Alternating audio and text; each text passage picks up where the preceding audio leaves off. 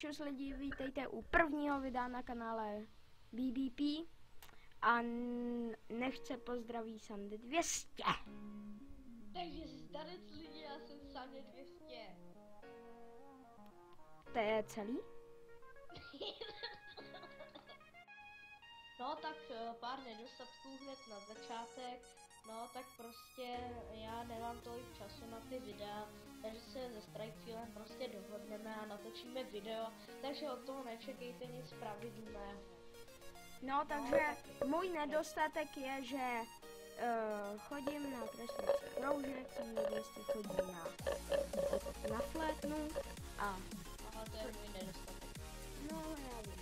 A my určitě taky, protože jsme vám to taky řekli, takže na natáčení opravdu moc času nemáme, ale to neznamená, že jsme přestali točit, jelikož nás natáčení baví.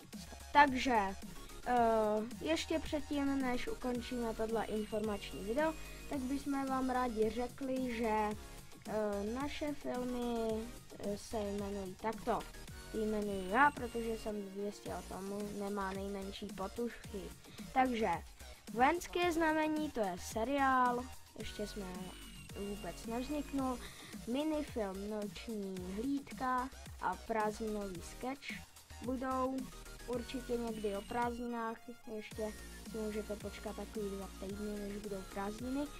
Potom vánoční sketch, no, to si ještě počkáte dlouho, protože Vánoce už byly. A potom 200 nevíš o nějakým seriálu? Ještě? No tak podle mě je taky tohle všechno. A teď by mohlo být rozloučení, takže zatím čus. Že tohle je rozloučení v tomhle videu, doufám, že se vám líbilo. Song budete mít v popisu videa a zdarec. Čau.